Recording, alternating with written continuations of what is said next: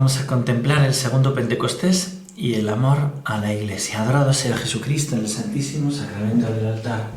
Sea por siempre bendito y alabado. Padre nuestro que estás en el cielo, santificado sea tu nombre. Venga a nosotros tu reino.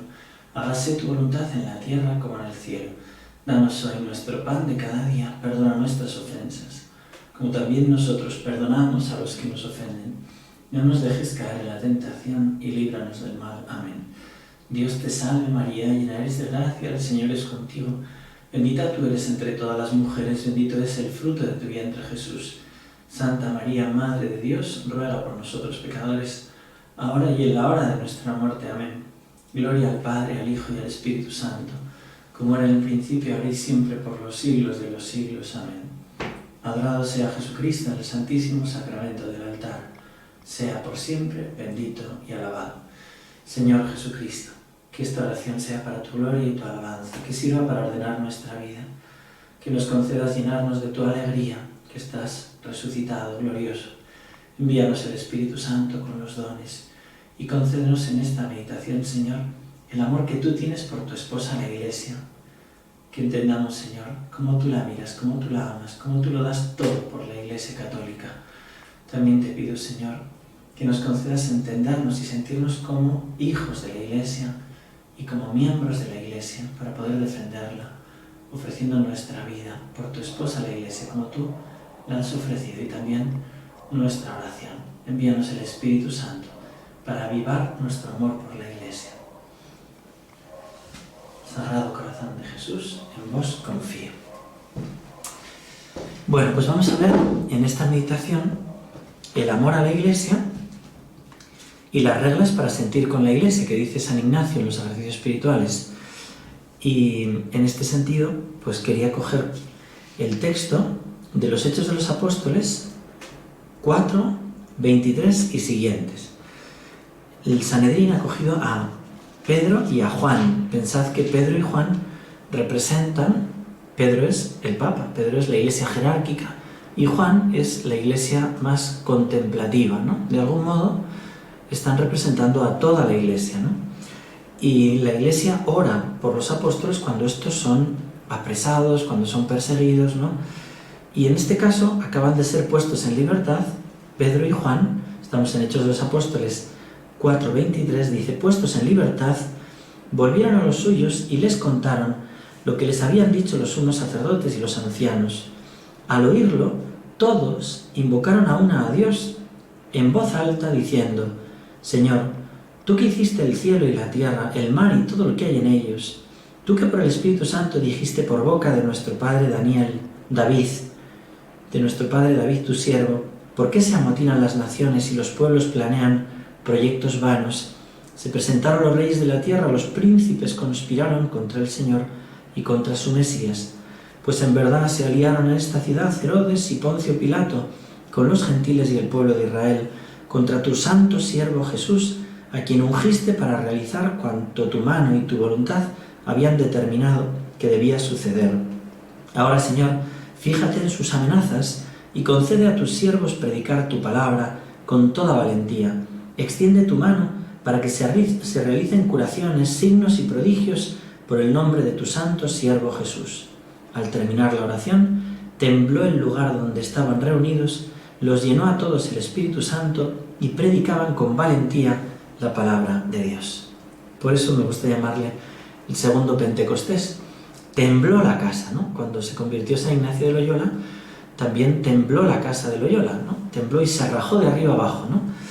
Es como una manifestación del Espíritu Santo, ¿no? Se manifestó pues con ese soplo, con ese fuego, y en este caso con este terremoto, y todos se llenaron del Espíritu Santo. Pero fijaros que está toda la Iglesia orando para que nos dejen predicar el Evangelio. ¿A quién? A la Iglesia. Está la Iglesia orando por la Iglesia. Es este amor grande que desde los primeros cristianos hay a la comunidad eclesial, a la eclesía, que quiere decir convocación, a los convocados, a los llamados. Y el Espíritu Santo ratifica con sus signos esta oración y vuelve a enviar el Espíritu Santo. Nosotros también debemos vivir en el seno de la Iglesia, y vamos a ver estas reglas que dice San Ignacio para sentir con la Iglesia. Fijaros que no son como una especie de apéndice, sino que están como en la esencia de los ejercicios espirituales, están en unión arquitectónica con todos los ejercicios. Son para ordenar la vida bajo la bandera de Cristo, sumo capitán y Señor nuestro, que quiere conquistar el mundo. Y se ordenan a formar los criterios de actuación y de decisión del ejercitante en cuanto debe ordenar toda su vida al servicio de Dios, al servicio de la Iglesia. Para el sentido verdadero que la Iglesia militante, nosotros debemos tener, se guardan las siguientes reglas. Pero antes de hablar de las reglas, quisiera que entremos como a considerar la Iglesia, ¿no? Viendo, si queréis nos metemos en esa composición del lugar del segundo Pentecostés, también en el cenáculo, y estamos orando por Pedro, por Juan, que están siendo perseguidos. Y hoy en día, pues por el Papa, por los obispos, ¿no? Por toda la campaña que hay contra la Iglesia, fuera y dentro de la misma, ¿no? La Iglesia, ¿qué es, no? Aprendíamos en el Catecismo de Niños. Es la congregación de los fieles cristianos, fundada por Jesucristo y cuya cabeza visible es el Papa, ¿no? Bueno, por tanto, es una institución que está fundada por Cristo para prolongar su obra en el mundo. Por eso se llama el cuerpo místico de Cristo, ¿no? Fijaros que el Señor habla con mucho cariño de la Iglesia, ¿no? Cuando en Mateo 16, 18, yo a mi vez le dice, ¿quién decís que soy yo? ¿No? Y dice, Pedro, tú eres el Cristo, tú eres el Mesías, el Hijo de Dios vivo, bienaventurado tú, Pedro, esto te lo ha dicho mi Padre. Y yo a mi vez te digo, tú eres Pedro, y sobre esta piedra edificaré mi Iglesia, y las puertas del infierno no prevalecerán sobre ella. A ti te daré las llaves del reino de los cielos. Lo que ates en la tierra quedará atado en el cielo. Lo que desates en la tierra quedará desatado en el cielo.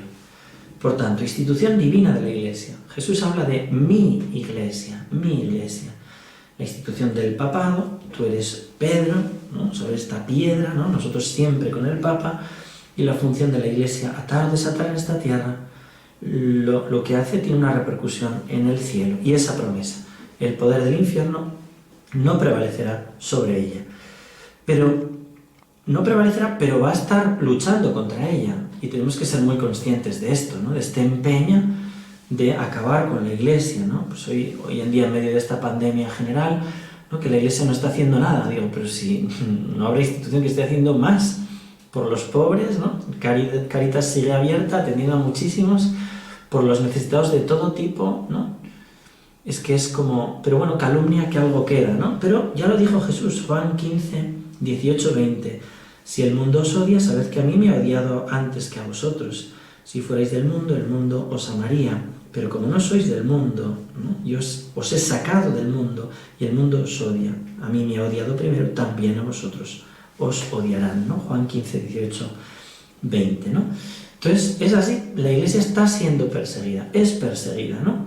Y es perseguida de dos maneras, de modo cruento. Hemos visto que el Papa Francisco nos dice que no ha habido tantos mártires nunca como en nuestro tiempo, todos mártires de Oriente, asesinados, que hemos tenido algo de eso también en Occidente, ¿no? Con asesinatos de sacerdotes, pero especialmente en Oriente, ¿no? Una persecución cruenta, pero vivimos también aquí una persecución muy sutil, ¿no? Que el mundo quiere, pues eso, calumniar continuamente a la Iglesia como la culpable de todos los males, como que los papas, pues unos por cerrados, otros por populistas, otros por, bueno, siempre igual, ¿no? Y ahora pues con nuestro querido Papa Francisco, ¿no? Generando la confusión, ¿no? Siempre para que la gente en definitiva se aparte de Cristo y de su Iglesia, ¿no?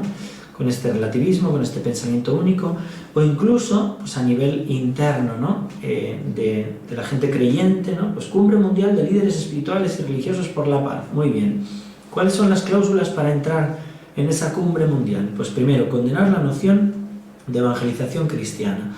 Segundo, condenar las religiones dogmáticas, que tienen dogmas. Tercero, estar a favor del aborto, de la libertad sexual de los adolescentes, de la legalización, bueno, de uniones homosexuales, bueno, pues todo lo que dice el mundo, ¿no? Entonces ya está, es una unión, una cumbre mundial de líderes espirituales, apoyado por la ONU, que se llama URI, United Religions Initiative, pero bueno, entonces, al final, ¿quién queda excluido de todo eso? la Iglesia católica, ¿no? La New Age, sí, todo es muy pacífico, pero la Iglesia no, ¿no? Pero decir que Cristo es el único Salvador, ¿no? Y luego pues todo el cine, ¿no? Pues Hollywood, ¿no? Pues fomentando con Código Da Vinci, con La Mala Educación, con Stigmata, con The Body, con cantidad de películas que detrás tienen toda una ideología que es para dinamitar la fe de la Iglesia, el amor a la Iglesia, ¿no? Siempre el malo es el sacerdote, series de televisión y venga, y cada vez que hay un escándalo de un sacerdote, ojalá no hubiera nunca y qué horror, pero sacarlo en todos los medios. Bueno, pues todo este empeño en que estamos metidos, ¿no? Y conviene, por eso también estudiar historia de la Iglesia, ¿no? Y ver la maravilla que no ha habido en el mundo una institución que haya hecho tanto bien en favor de la dignidad del hombre y la mujer, en favor de la familia, de la persona, en favor de los pobres, en favor de... Bueno, pues eso es la verdad, ¿no? Pero estamos en ese empeño, ¿no? De atacar a la Iglesia, ¿no? Hay una canción muy bonita del padre Gonzalo Mazarrasa que dice así, hablando a la Iglesia: te han insultado como a tu maestro, te han ofrecido el cáliz del desprecio, te han ajustado a golpes contra el leño, te han acusado de lo que no has hecho, te han exigido lo que no hay derecho, te han pisado el rostro contra el suelo. Por eso, Iglesia del Señor, pobre y pequeña Grey, nacida en el dolor, goza y alégrate. Iglesia del Señor, Virgen fecunda y fiel, esposa del amor, hoy regocíjate. Has predicado al mundo el Evangelio sin esconder en tierra ese talento que se ha multiplicado con el tiempo. Has perdonado el odio y el silencio que ha sacudido el polvo del desierto, convirtiendo en amor el sufrimiento.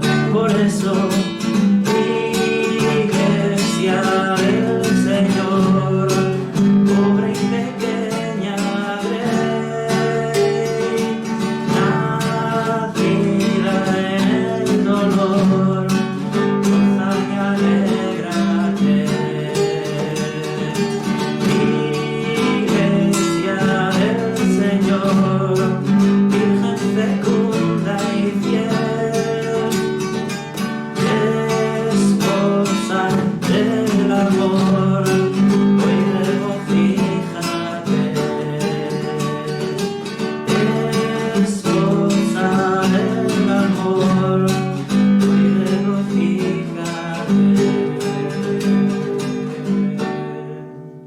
Esposa del amor, esposa de Cristo. Vamos a contemplar la Iglesia como Cristo la contempla. Ojalá que podamos dedicar un tiempo a defender, a estudiar, a pensar, para defender a la Iglesia que está siendo tan atacada, ¿no?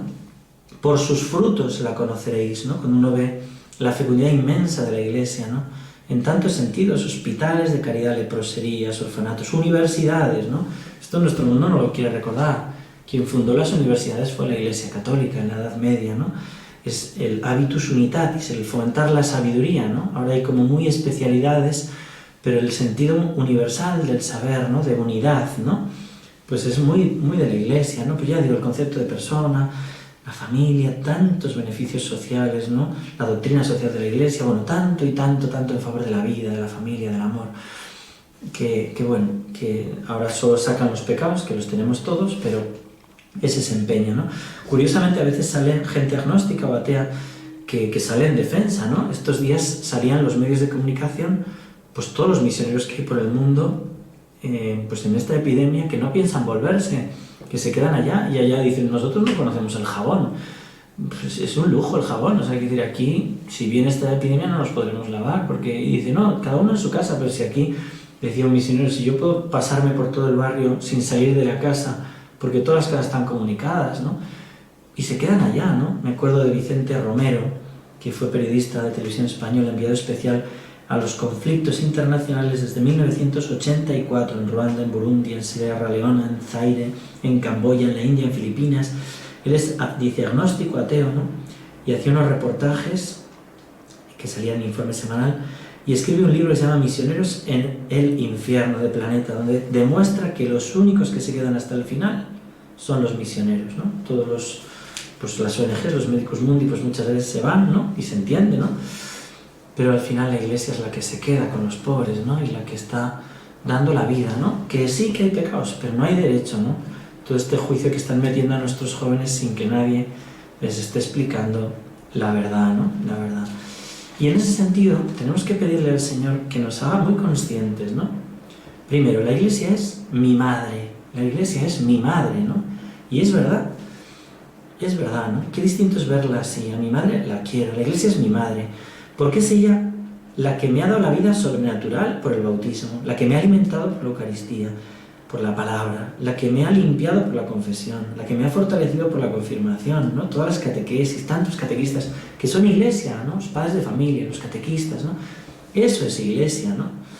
Y la Iglesia es mi madre, y tengo madre de la tierra, ¿no? Madre del cielo, ¿no? La Virgen María, y tengo también a mi madre Iglesia, la Santa Madre Iglesia. Recuerdo que nos dio ejercicios espirituales don Juan José Omeya, el actual cardenal de Barcelona, y recuerdo que nos contó una anécdota de una familia, creo que no sé si era de Galicia, que llegaron a un pueblecito muy pobre, la madre había encontrado allí trabajo, ¿no? Y entonces el niño pequeñito de 5 años iba a la escuela, la madre así tenía la cara como un poco arrugada y un poco, bueno, así como un poco deforme, ¿no? Y entonces ve que vuelve el niño de 5 añitos de la clase y le ve triste la madre, ¿no? ¿Qué te pasa, hijo mío? Nada, mamá, no me pasa nada. Y otro día y vuelve triste, ¿no? Y con ese sexto sentido que tienen las madres, ya por fin le sienta y le dice, hijo mío, ¿qué te pasa? Nada, mamá. Te han dicho que soy fea, ¿verdad? Y dice, pues se calla, ¿no? Dice, pues te voy a explicar. Mira, cuando tú eres un bebé pequeñito, te dejé dormidito en la cuna para poder ir a comprar algo de comida para ti y para nosotros. Y cuando estaba en el supermercado, vinieron corriendo y me dijeron, mujer, tu casa está en llamas y tu hijo está dentro.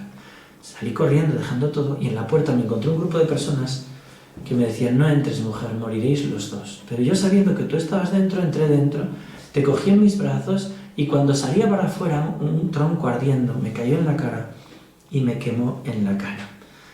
¿Y ahora qué te parezco, hijo mío?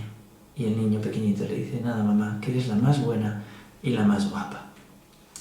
Bueno, pues esto es lo que pasa con nuestra Santa Madre Iglesia. La Iglesia lleva más de 2000 años sacándonos, o 2000 años sacándonos del fuego del infierno.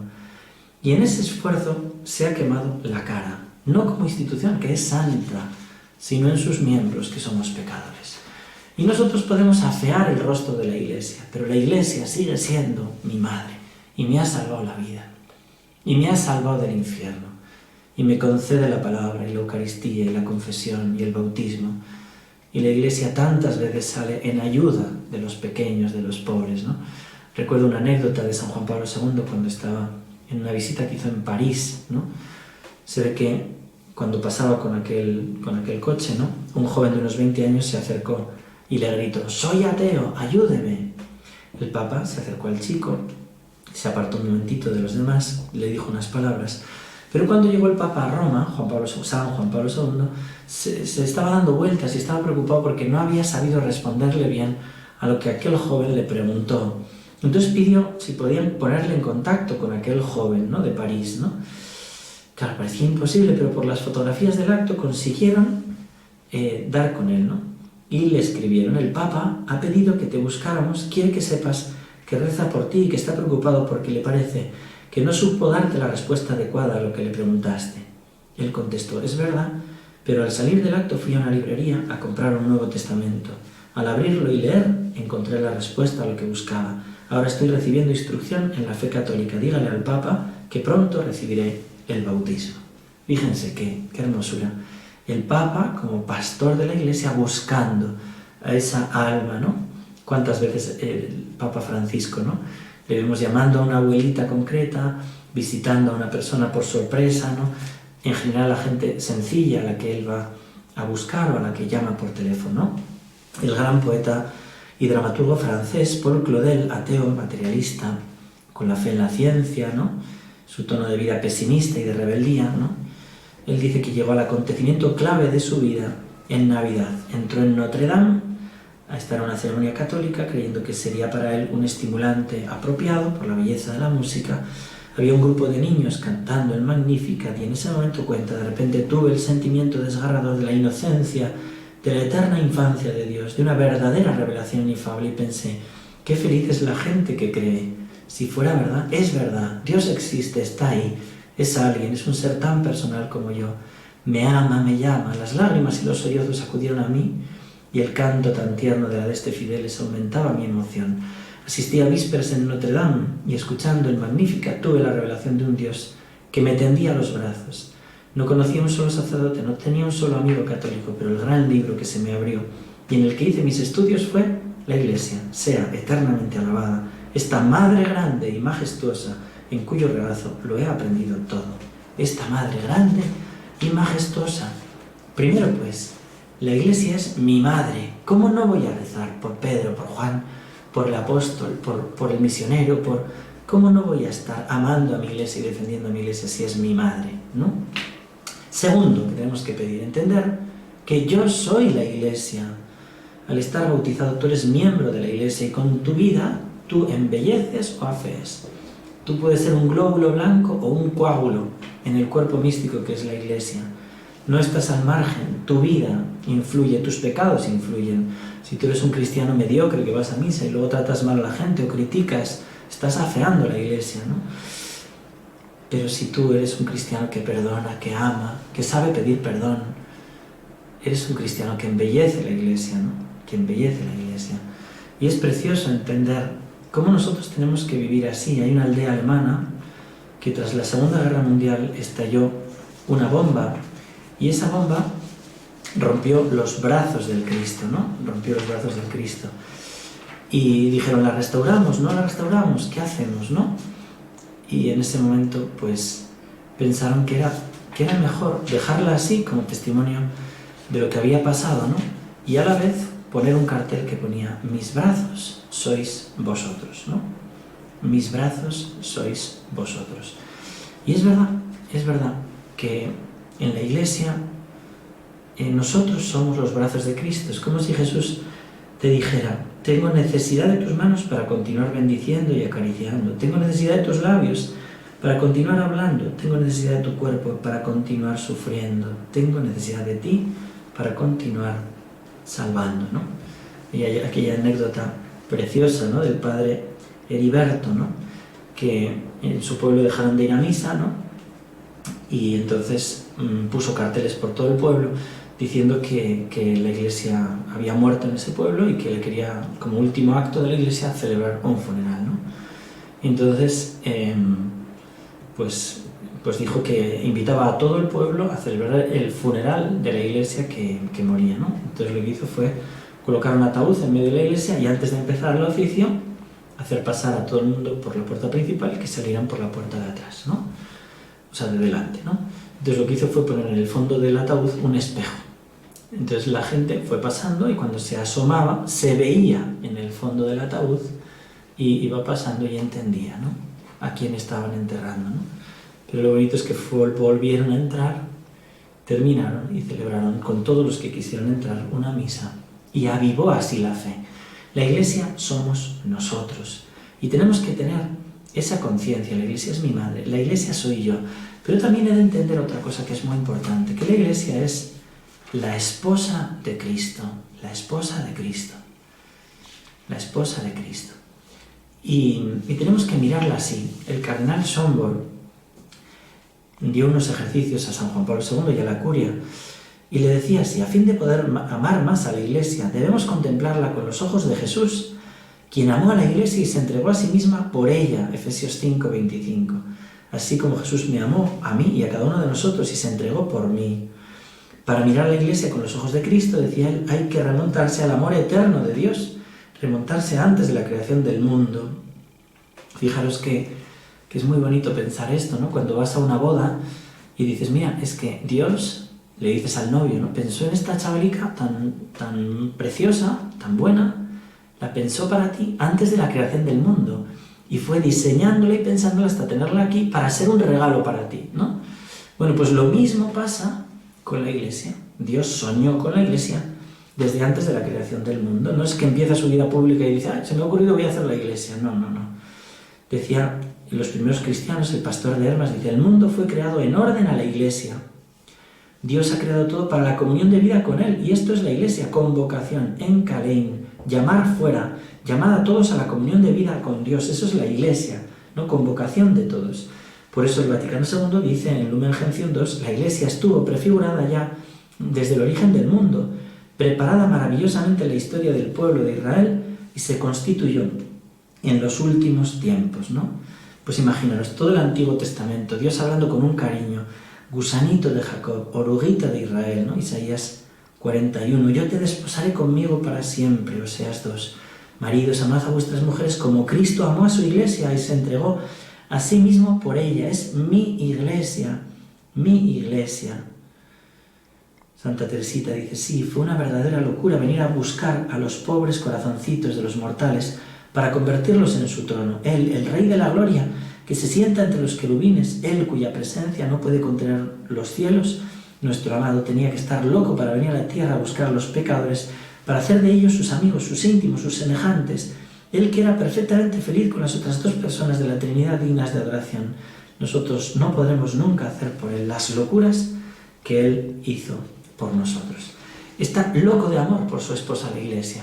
Entonces ya no puede ser que uno diga, no, yo Cristo sí, Iglesia no. ¿Qué dices, no? ¿Te imaginas que tienes un amigo, no, yo contigo muy bien, pero tu mujer me da un asco? Digo, mira, chico, o sea, lo siento, pero si tú no quieres a mi mujer, no podemos ser amigos.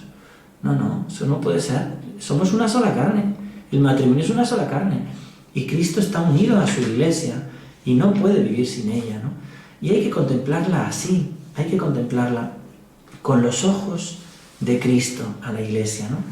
Yo me acuerdo, en los campamentos solíamos cantar esta canción que os canto, que habla de esto, ¿no? La Iglesia somos tú y yo, ¿no? Y va hablando de que es la esposa también.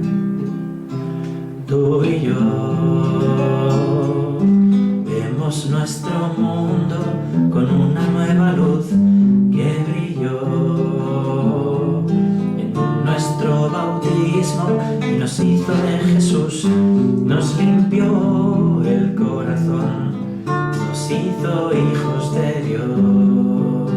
No somos solo amigos, somos hermanos tú y yo, en una cruz. Hace 20 siglos que murió Jesús y al morir un tesoro inmenso nos quiso regalar, nos dejó una herencia que nunca terminará. La llamó la Iglesia, la prometió acompañar. La Iglesia somos tú y yo. Es la gran familia que Dios nos regaló. En ella siempre encontrarás perdón. Ella es el camino de la salvación. Sin temor, a bordo de esta barca vamos hacia Dios y vendrán muchas tempestades, pero no la hundirán. Hay que defenderla con nuestra fidelidad. Tenemos la promesa que el mal no la vencerá. La Iglesia somos tú y yo. Es la gran familia que Dios nos regaló. En ella siempre encontrarás perdón. Ella es el camino de la salvación. La Iglesia es mi madre. La Iglesia soy yo. La Iglesia es la esposa de Cristo. Y yo tengo que defenderla. Y tengo que sentir con ella. Vamos a poner aquí, vamos a meter aquí las reglas para sentir con la Iglesia. Fijaos que, ya digo, dice San Ignacio, para el verdadero sentido que en la Iglesia militante debemos tener, se guardan las reglas siguientes. San Ignacio las compuso en dos momentos distintos. De la primera a la 13 fueron redactadas en París y de la 14 a la 18 en Roma. En París son las principales, ¿no? La primera, la 10ª, la 11ª, la 13ª. En París está luchando especialmente contra un error tremendo que se está metiendo por parte de Erasmo de Rotterdam. Dice él: no puedo juzgar una cosa negra porque el Papa lo diga, así si yo la veo blanca, decía él, ¿no? No estamos hablando de colores, ¿no? Pero si yo veo de otra manera, pues lo que yo vea, ¿no? De 1467 a 1536, Erasmo de Rotterdam era un sacerdote que estudió teología en París, un humanista, pero que ya va teniendo errores que son preludio de lo que luego será Lutero, ¿no? En 1508 escribe Elogio de la locura, y es una crítica de las costumbres, de las devociones, de las indulgencias, de la teología escolástica.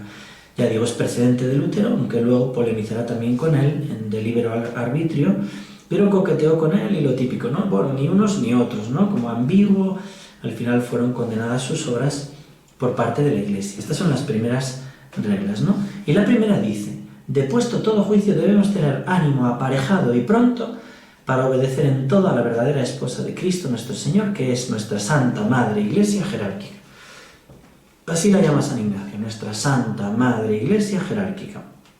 Obediencia de juicio, no solo de voluntad. Cuando el Papa habla como Papa, ¿no? Cuando es el magisterio infalible el que está comprometido, a ver, si el Papa dice que el equipo de Argentina es el mejor del mundo porque está bromeando, o tiene una conversación ahí de avión que sobre la marcha le preguntan algo, responde, eso es infalible. Bueno, pues no necesariamente tienes que pensar que es infalible, pero tú a lo que es infalible, obsequio absoluto, y al otro, pues la cordialidad de que es el Papa y de apoyarle y tratar de entenderle siempre bien y no siempre mal, como hace nuestro mundo, ¿no? Bueno, siempre intentan interpretarle según la ideología mundana, ¿no? A este Papa. A la anterior era, pues, es un nazi, es un no sé qué, pero este es majísimo y entonces todo lo que dice es mundano.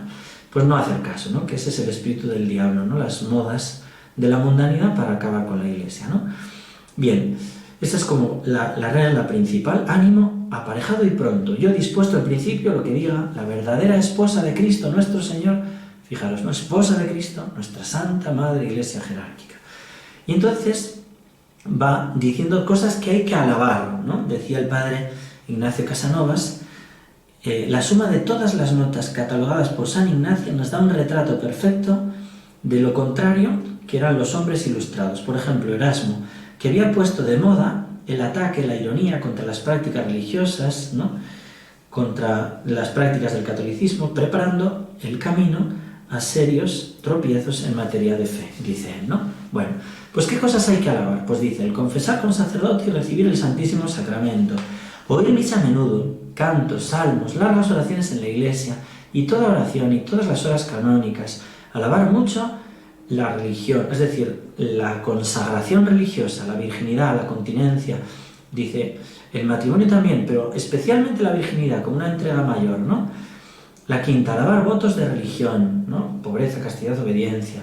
Alabar reliquias de santos, haciendo veneración de ellas y oración a ellos, alabando estaciones, peregrinaciones, indulgencias, perdonanzas, cruzadas, candelas encendidas en iglesias, etc., ¿no? O sea, lo que los santos han predicado siempre, ¿no? Para la defensa de la fe. O, pues las reliquias es, pues que un día resucitarán. Las candelas es, pues un acto de fe por el cual mientras se me olvidan a mí lo que quiero pedir, pues que la candela vaya recordándoselo al Señor. Un modo de oración sencillo, alabarlo, ¿no? Alabar. Me encanta cuando los grandes teólogos defienden las cosas sencillas de piedad popular. El gran Siberta, por ejemplo, que defendía el escapulario del Carmen como un sacramental, como un acto de esperanza cierta teologal, ¿no? Y era una preciosidad, ¿no? Y así, ¿no? Grandes pensadores defendiendo la fe sencilla, que detrás de eso sencillo hay mucha profundidad, ¿no? Alabar ayunos y abstinencias, penitencias internas y externas, alabar ornamentos y edificios de iglesias, imágenes, venerarlas según que representan, alabar finalmente los preceptos de la Iglesia, teniendo ánimo pronto para buscar razones en su defensa y no en su ofensa, ¿no? Pues ayuno, ya está la Iglesia, ¿y por qué no comemos pescado? Pues nos ponemos, pues no podemos comer carne, pues una mariscada. Oye, que no ese es el espíritu de la Iglesia. Venga, ¿no? Primero obedecer, ¿no? Y así con todo, las imágenes, ¿no? Pues una época en el posconcilio, todas las imágenes a quemar. Se quemaron más retablos después del concilio, del posconcilio, que durante la guerra casi. O sea, que es tremendo, ¿no? Unas modas y unas cosas de la iconoclastia, que es otro error que hubo en la historia de la Iglesia, ¿no? Acabar con las imágenes, ¿no? Si Dios se ha hecho imagen, se hizo hombre, ¿no? No acabemos con las imágenes que ayudan, ¿no?, al pueblo cristiano, ¿no? Bueno, 10ª regla, debemos ser más prontos para abonar y alabar así las constituciones, recomendaciones y costumbres de nuestros mayores, porque dado que algunas no sean o no fueren tales, hablar contra ellas, quier predicando en público, quier platicando delante del pueblo a menudo, engendraría más murmuración y escándalo que provecho, y así se indignarían el pueblo contra sus mayores, quiera temporales, quiera espirituales, de manera que así, como hace daño el hablar mal en ausencia de los mayores a la gente menuda, así puede hacer provecho hablar de las malas costumbres a las mismas personas que puedan remediarlas. Es evidente, ¿no? No te pongas a criticar, no, porque es que fíjate, estos cardenales o estos no sé qué. Y digo, no, pues chico, o sea, no entres ahí, si tú tienes oportunidad, corrígeles a ellos, pero no te pongas a criticar cosas, ¿no? A veces hay páginas en internet que yo digo, ¿qué están ayudando? ¿Han hecho ustedes ejercicios espirituales? Dejen de criticar a los obispos o al Papa. Pero ¿qué ganas con eso, no? Reza por ellos y si ves que hay una cosa y tienes ocasión, vete a corregir o busca la manera de corregir algo. Pero no así, ¿no? San Ignacio se muestra muy contrario al espíritu revolucionario para el bien de la Iglesia, ¿no? Esa revolución mala, no la revolución de la ternura que dice el Papa, sino ese darle la vuelta a una tradición de fe, ¿no? Siempre así, ¿no? La 11ª, alabar la doctrina positiva y escolástica, porque así como es más propio de los doctores positivos, y así como San Jerónimo, San Agustín y San Gregorio, el mover los afectos para en todo amar y servir a Dios nuestro Señor, así es más propio de los escolásticos, así como de Santo Tomás, de San Buenaventura y del Maestro de las Sentencias, definir y declarar para nuestros tiempos las cosas necesarias a la salud eterna, y para más impugnar y declarar todos los errores y todas las falacias, porque los doctores escolásticos, como son más actuales, no solamente se aprovechan de la verdadera inteligencia sagrada y de los positivos y santos doctores, más aún siendo ellos iluminados y esclarecidos por la virtud divina, se ayudan de los concilios, de los cánones, de las constituciones de nuestra Santa Madre Iglesia. Claro, en ese sentido, coger los padres, coger a San Agustín, San Buenaventura, y luego coger a Santo Tomás, coger en armonía, ¿no? Porque dice, como son más modernos, son más actuales, claro, al ser más actuales ya el magisterio ha hablado mucho, ¿no? Bueno, pues ellos saben coger Sagrada Escritura, patrística, tradición, magisterio, ¿no? Y eso da una solidez a la fe muy grande, ¿no? Pues claro que sí, ¿no? La 12ª regla, guardar en hacer comparaciones de los vivos, de los bienaventurados pasados, ¿no? Porque este santo es mejor que este, mira, une, ¿no? No dividas, ¿no? Y 13ª, que es de las más importantes, debemos tener siempre, para en todo acertar, que lo blanco que yo veo, creer que es negro, si la Iglesia jerárquica así lo determina, creyendo que entre Cristo nuestro Señor esposo y la Iglesia su esposa es el mismo Espíritu que nos gobierna y rige para salud de nuestras almas, porque por el mismo Espíritu y Señor nuestro que dio los 10 mandamientos es regida y gobernada nuestra Santa Madre Iglesia. Claro, el Espíritu Santo que habló a través de Pedro y Pablo es el mismo Espíritu que habla ahora a través del Papa, cuando habla como Papa, ¿no? Por tanto, no contrapongas, no, es que este concilio es contra este concilio. Oye, que hay una evolución homogénea del dogma, que no se puede contradecir el Espíritu Santo con el Espíritu Santo.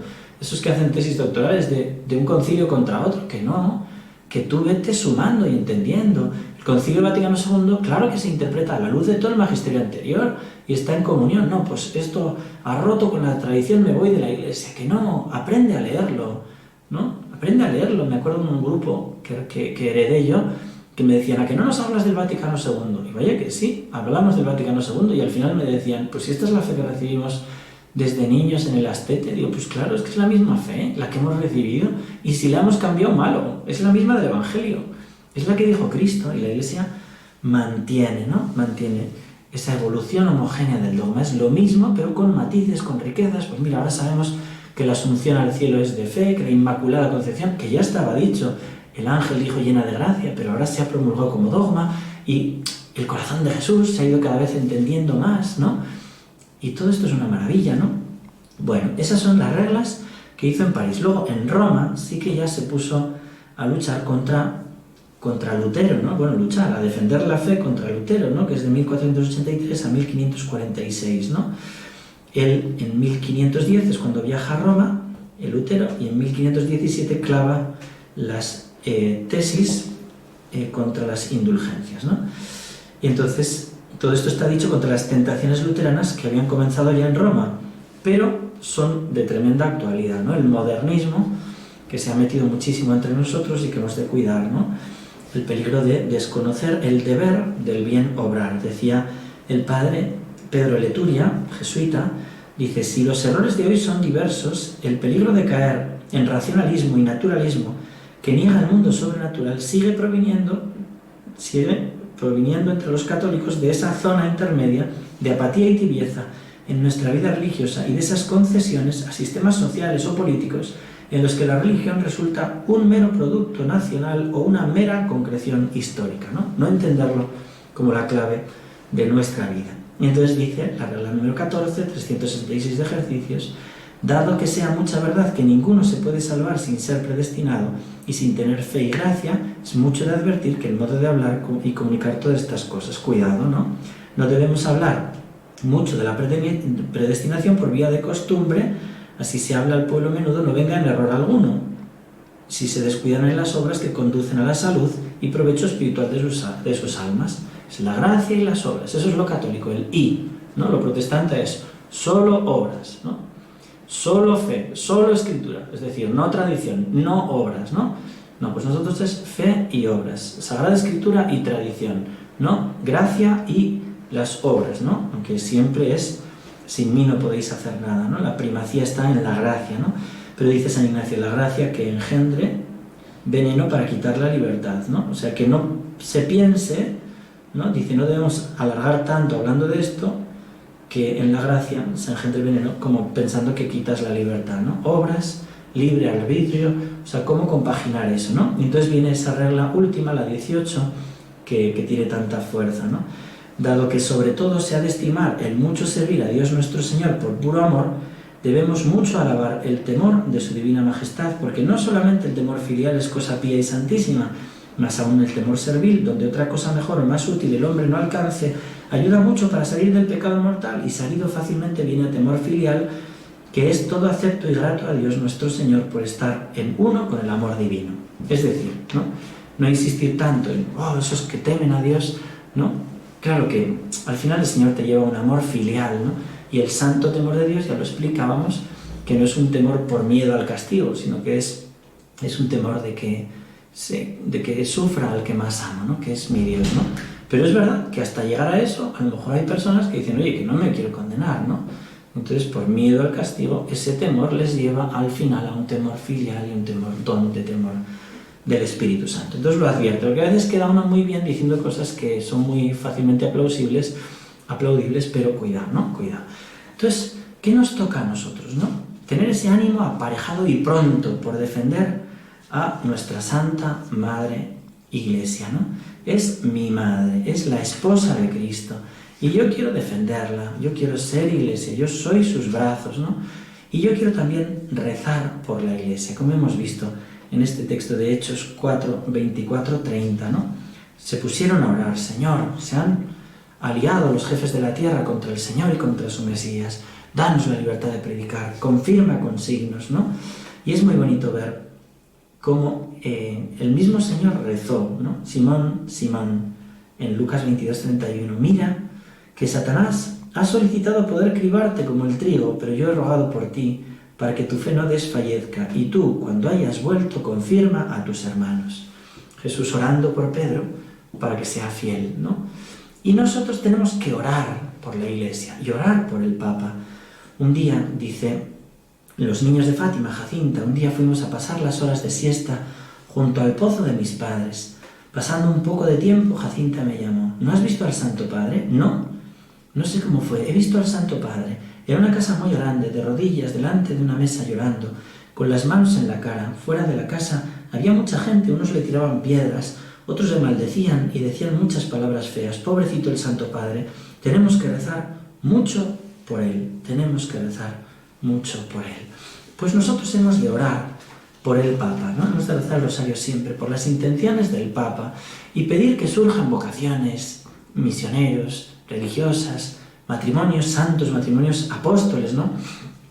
Hay una anécdota preciosa de Monseñor Guillermo Kettler, ¿no? Él fue a visitar una comunidad de religiosas, ¿no? Me viene al recuerdo tantas, chicas que he podido acompañar, ¿no? Alguna de ellas que está de religiosa en colegios, ¿no? Varias en colegios, ¿no? Y me acuerdo de esta anécdota y pienso en ellas, ¿no? Y me alegra mucho, ¿no? Cómo el Señor sigue suscitando vocaciones también de vida activa, ¿no? Bueno, pues este obispo había ido a un colegio de religiosas, ¿no? Cuando distribuye la Sagrada Comunión y llega una de las últimas, siente una emoción tan intensa que ha de hacer un esfuerzo para mantener la serenidad y concluir el acto religioso. Está dando la comunión a las religiosas, ¿no? Y que están pues como detrás del comulgatorio, ¿no? Como se suele hacer. Y entonces, al dar la comunión a una, se emociona profundamente. Indicó a la superiora al terminar la misa: me gustaría saludar a todas las religiosas y bendecirlas antes de marchar. Con mucho gusto las llamaré, ¿no? Las llama a todas y va saludando una a una. Y por dentro va diciendo: esta no es, esta no es, esta no es, esta no es, ¿no? Y cuando ya dice: ¿ya están todas? Y pregunta él: ¿ya están todas? Y dice la madre: bueno, hay una, la hermana cocinera, que suele pedir la dispensa de no tomar parte en estas reuniones. Ella es muy sencilla. Y dice: no, es que a mí me gustaría saludar a todas. Dice Monseñor Guillermo Kettler, ¿no? Que fue un gran evangelizador en Alemania, ¿no? Y dice, entonces la hermana cocinera, avisada por el obispo, también se quita el mandil, ¿no? Se lava las manos y va a la sala de visitas. Y por dentro la reconoce. Dice: esta es. Y usted, hermana, reza mucho por la iglesia, por las misiones, por la conversión de los pecadores. Y dice ella: oh no, señor obispo, no puedo rezar mucho, pues no tengo tiempo, porque siempre estoy muy ocupada. Rezo como todas las demás. Lo que sí procuro hacer es ofrecer el trabajo del día por todas esas intenciones que ha dicho el señor obispo. Y para estar más atenta ofrezco la primera hora del trabajo por el Papa, la segunda por los obispos, la tercera por las misiones, la cuarta por los padres de familia, y así con sencillez va recorriendo todas las horas del día. Y al fin del día, dice ella, por la noche, cuando ya pronto nos tenemos que retirar, ofrezco el trabajo por los muchachos a quienes Dios concede la vocación sacerdotal para que la escuchen atentamente y respondan sí con generosidad. Monseñor Guillermo Kettler guardó unos momentos de silencio, profundamente conmovido, como quien acaba de escuchar una noticia que le afecta personalmente, procura sobreponerse, ¿no? Y le dice: muy bien, hermana, muy bien, siga por ese camino. Sus ofrecimientos agradan a Dios. Luego, cuando quedó solo con la superiora, le dijo: mire, le impongo silencio, secreto, hasta que muera esta religiosa y muera yo, quiero que no se sepa, y esta religiosa que no lo sepa nunca, ¿no? La superiora prometió y guardó el secreto, pero una vez fallecido Monseñor Manuel Guillermo Kettler, obispo de Maguncia, gran apóstol de la doctrina social católica, refirió el caso y fue publicado, como os dije al principio. Esta es la historia referida por el obispo. Hace muchos años había un joven que vivía muy distraído entre las diversiones del mundo, sin preocuparse casi nada más que de pasarlo bien, pues era de familia rica y nunca le faltaba dinero abundante. Cuando tenía 18 años, se encontraba en un baile, sin más ilusión que divertirse como otras noches, pero de pronto le pareció ver el rostro de una religiosa que rezaba por él y le miraba fijamente al alma. El joven quedó impresionado y también miró a su alma, recapacitó en su propia vida y se encontró tan vacío, y recordó que varias veces en su niñez y en su primera juventud había pensado que tal vez Dios le llamaba para ser sacerdote. Salió del baile y siguió meditando. ¿Qué querrá Dios de mí? Se decidió impulsado por la gracia de Dios, ingresó en el seminario, luego llegó a ser sacerdote y obispo. Y le dice: es el mismo que ahora está hablando, Madre Superiora. Pues bien, el rostro de aquella religiosa que me pareció contemplar en el baile durante mis años locos de juventud es el mismo que he visto esta mañana al dar la comunión. Por eso tuve el interés de saludar a todas las religiosas y lo he reconocido precisamente en la última, en la hermana cocinera, y vos misma habéis escuchado lo que ella nos ha dicho. Ofrezco la última hora del día por los jóvenes que el Señor quiere que sean sacerdotes, para que respondan sí. Y el ofrecimiento de esta humilde monjita atrajo sobre mí la gracia necesaria para entregarme al cumplimiento de los planes de Dios. Puedo afirmar que soy feliz gracias a ella, al encontrarme donde Dios quiere, gastando mi vida por la salvación de mis hermanos. Y el obispo de Maguncia, conocido como campeón de la Iglesia Católica en Alemania en tiempos muy difíciles, y defensor de los trabajadores, apenas pudo terminar así la revelación de su secreto. No digáis nada, Madre Superior, a esta religiosa, que le quede íntegro el mérito de su oración y pura fe. Ya verá en el cielo la obra tan grande que está realizando, pero animadla para que siga rezando por tantos jóvenes que, pudiendo ser buenos sacerdotes, no terminan de escuchar la llamada de Dios porque viven aturdidos por los ruidos y los placeres del mundo. ¡Qué hermosura! Esta hermana religiosa que ofrece la vida por las vocaciones, ¿no?, al sacerdocio, o por la Iglesia, ¿no?, ofreciendo 1 hora del día por la Iglesia, ¿no? Qué hermoso, ¿no?, haber conocido también y haber acompañado a chicas que han ofrecido su vida, en la vida también no solo activa, contemplativa, ¿no?, ofreciendo cada minuto del día en oración por el Papa, por la Iglesia, por los sacerdotes, por las familias, ¿no?, en ese ofrecimiento victimal, ¿no? Cuando Lucía de Fátima, ¿no?, le preguntaba al Señor, y el Señor se le aparecía también, porque ella tuvo también apariciones del Señor, y el obispo le había insinuado, ¿no?, que fuera religiosa, luego fue carmelita descalza, ¿no? Pues le dijo, ¿no?, sigue el camino que te indica el obispo, ¿no? Le aclaró esa duda el mismo Señor, ¿no? Porque el Señor necesita la vida contemplativa, necesita que haya jóvenes, que haya chicas, ¿no?, que se entreguen como esposas de Cristo, adelantando esa responsabilidad eterna de las bodas del cielo, ¿no? Y ofreciéndose por la Iglesia, ¿no? Ahora veremos un texto precioso de Santa Teresita con la que quiero concluir esta meditación, ¿no?, de los Hechos de los Apóstoles, rezando por el Papa, ¿no?, por Pedro, rezando por la Iglesia, ¿no? Y Santa Teresita Carmelita, ¿no?, ofreciendo su vida por la Iglesia. Pero antes quisiera cantar esta canción que me trae al recuerdo varias chicas que cuando se decidieron a entrar contemplativas, ¿no?, pues se reconocían en esta canción. Es una canción de Gonzalo también, que dice así: era pequeña y no sabía lo que iba a ser, y una voz se iba adueñando de ella. Su madre le enseñó a escoger siempre lo que está bien, y la gracia de Dios llovía sobre su tierra. Le gustaba rezar y un poco menos estudiar. Jugaba con sus compañeras como las demás, y entre juegos y libros se iba haciendo mujer, y esa voz seguía creciendo sin saber por qué. ¿Y tú no has pensado en ser de Dios? Le dijeron un día y cayó a duras penas. ¿Y tú no has pensado en ser de Dios? Y una inquietud cruzó su alma por vez primera. Los años pasaron deprisa por la pequeña, y creció como su sonrisa, su pureza. Todos veían un no sé qué en ella, que recordaba a María solo con verla. Ella ignoraba su perfume y su belleza, y todavía jugaba con las estrellas. Pero esa voz seguía oyéndose con fuerza. Alguien llamaba insistente a su puerta. Y tú no querías ser de Dios. Una canción turbó su calma y se sonrojó. Y tú no querías ser de Dios. Se clavaron estas palabras en su corazón. No conocía rencor ni envidia la pequeña. Las cartas siempre boca arriba eran su regla. Aunque un poquito presumida, era discreta.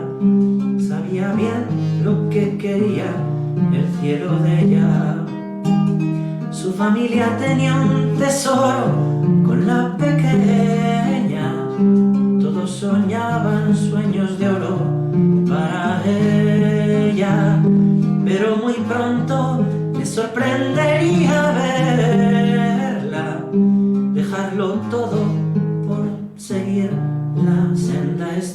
esposa.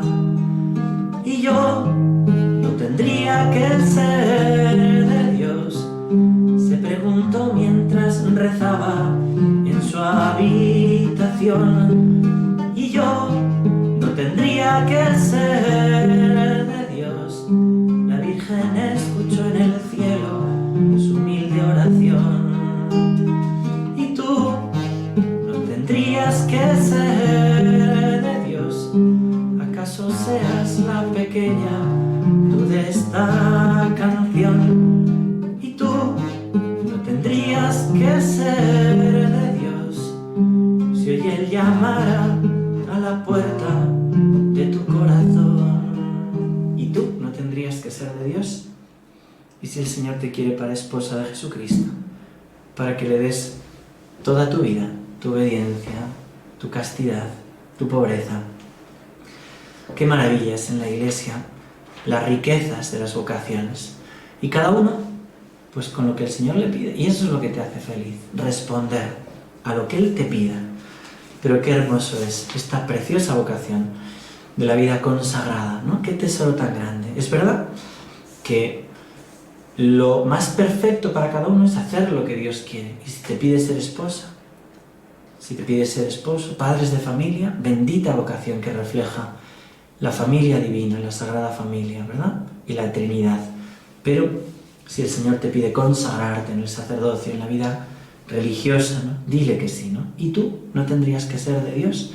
Quizá el Señor te pregunta, quizá eres tú la pequeña de esta canción y te pida dejarlo todo. Así lo hizo Santa Teresita, que fijaros qué hermosura de carta. Dice ella: ser tu esposa, Jesús, ser carmelita, ser por mi unión contigo madre de las almas, debería bastarme, pero no es así. Ciertamente estos tres privilegios son la esencia de mi vocación, carmelita, esposa y madre.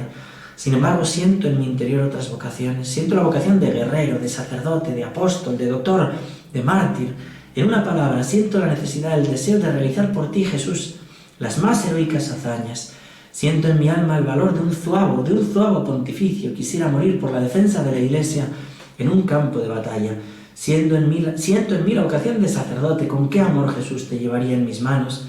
Cuando al conjuro de mi voz bajaras del cielo, ¿con qué amor te entregaría a las almas? Pero ay, aun deseando ser sacerdote, admiro y envidio la humildad de San Francisco de Asís y siento en mí la vocación de imitarle, renunciando a la sublime dignidad del sacerdocio. Oh Jesús, amor mío, mi vida, ¿cómo hermanar estos contrastes? ¿Cómo convertir en realidad los deseos de mi pobrecita alma?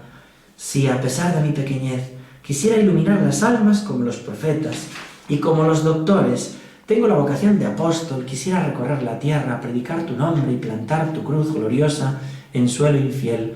Pero, amado mío, una sola misión no sería suficiente para mí. Quisiera anunciar el Evangelio al mismo tiempo en las 5 partes del mundo y hasta en las islas más remotas. Quisiera ser misionero, no solo durante algunos años, sino haberlo sido desde la creación del mundo y seguirlo siendo hasta la consumación de los siglos. Pero sobre todo y por encima de todo, amado Salvador mío, quisiera derramar por ti hasta la última gota de mi sangre, el martirio, el sueño de mi juventud. Un sueño que ha ido creciendo conmigo en los claustros del Carmelo, pero siento que también este sueño mío es una locura, pues no puedo limitarme a desear una sola clase de martirio. Para quedar satisfecha tendría que sufrirlos todos. Como tú, adorado esposo mío, quisiera ser flagelada y crucificada. Quisiera morir desollada como San Bartolomé. Quisiera ser sumergida como San Juan en aceite hirviendo. Quisiera sufrir todos los suplicios infligidos a los mártires. Con Santa Inés y Santa Cecilia quisiera presentar mi cuerpo a la espada. Y como Juana de Arco, mi hermana querida, quisiera susurrar tu nombre en la hoguera, Jesús. Al pensar en los tormentos que serán el lote de los cristianos de los tiempos del Anticristo, siento en mi corazón que mi corazón se estremece de alegría y quisiera que esos tormentos estuviesen reservados para mí. Jesús, Jesús, si quisiera poner por escrito todos mis deseos, necesitaría que me prestaras tu libro de la vida, donde están consignadas las hazañas de todos los santos. Y todas esas hazañas quisiera realizarlas yo por ti, Jesús mío. ¿Y tú qué responderás a mis locuras? ¿Existe acaso un alma pequeña y más impotente que la mía? Sin embargo, Señor, precisamente a causa de mi debilidad, tú has querido colmar mis pequeños deseos infantiles y hoy quieres colmar otros deseos míos más grandes que el universo. Como estos mis deseos me hacían sufrir durante la oración un verdadero martirio, abrí las cartas de San Pablo con el fin de buscar una respuesta, y mis ojos se encontraron en los capítulos 12 y 13 de la primera carta a los Corintios. Leí en el primero que no todos pueden ser apóstoles o profetas o doctores, que la Iglesia está compuesta de diferentes miembros y que el ojo no puede ser al mismo tiempo mano. La respuesta estaba clara, pero no colmaba mis deseos ni me daba paz. Al igual que Magdalena, inclinándome sin cesar sobre la tumba vacía, acabó por encontrar lo que buscaba, así también yo, abajándome hasta las profundidades de mi nada, subí tan alto que logré alcanzar mi intento. Seguí leyendo sin desanimarme, y esta frase me reconfortó: ambicionad los carismas mejores y aún os voy a mostrar un camino inigualable. El apóstol va explicando cómo los mejores carismas nada son sin el amor, y que la caridad es el camino inigualable que conduce a Dios con total seguridad. Podría por fin descansar al mirar el cuerpo místico de la Iglesia. Yo no me había reconocido en ninguno de los miembros descritos por San Pablo, o mejor dicho, quería reconocerme en todos. La caridad me dio la clave de mi vocación. Comprendí que si la Iglesia tenía un cuerpo compuesto de diferentes miembros, no podía faltarle el más necesario, el más noble de todos ellos. Comprendí que la Iglesia tenía un corazón y que ese corazón estaba ardiendo de amor. Comprendí que solo el amor podía hacer actuar a los miembros de la Iglesia, que si el amor llegaba a apagarse, los apóstoles ya no anunciarían el Evangelio y los mártires se negarían a derramar su sangre. Comprendí que el amor encerraba en sí todas las vocaciones, que el amor lo era todo, que el amor abarcaba todos los tiempos y lugares. En una palabra, que el amor es eterno. Entonces, al borde de mi alegría delirante, exclamé: Jesús, amor mío, al final he encontrado mi vocación. Mi vocación es el amor. Sí, he encontrado mi puesto en la Iglesia. Y ese puesto, Dios mío, eres tú quien me lo ha dado. En el corazón de la Iglesia, mi madre, yo seré el amor. Así lo seré todo. Así mi sueño se verá hecho realidad. Soy una niña, y los niños no piensan en el alcance de sus palabras. Sin embargo, sus padres, cuando ocupan un trono y poseen inmensos tesoros, no dudan en satisfacer los deseos de esos pequeñajos, a los que aman tanto como a sí mismos. Por complacerles hacen locuras y hasta se vuelven débiles. Pues bien, yo soy la hija de la Iglesia, y la Iglesia es reina, pues es tu esposa, oh divino Rey de Reyes. ¡Qué hermosura! Es la esposa, es mi madre, y yo quiero en el corazón de mi madre, la Iglesia, ser el amor. Contemplando este segundo Pentecostés, en que el Espíritu Santo se derramó sobre aquella primera comunidad de cristianos que oraban por Pedro y por Juan, contemplando eso y metidos en ese cenáculo ante Cristo, en la Eucaristía celebrarían aquellos la Santa Misa, escondido en las apariencias de pan, en las especies eucarísticas, con la Virgen María que nos ayuda. Pidámosle este amor grande por la Iglesia, este nuevo Pentecostés para toda la Iglesia, que la haga avivar, embellecer a la esposa Iglesia, a Cristo esposo, a nuestra Madre la Iglesia, y a nosotros servidores, hijos, y que podamos decir también que en el corazón de nuestra Santa Madre Iglesia jerárquica nosotros seremos el amor. Gloria al Padre, al Hijo y al Espíritu Santo, como era en el principio, ahora y siempre, por los siglos de los siglos. Amén. Sagrado Corazón de Jesús, en vos confío.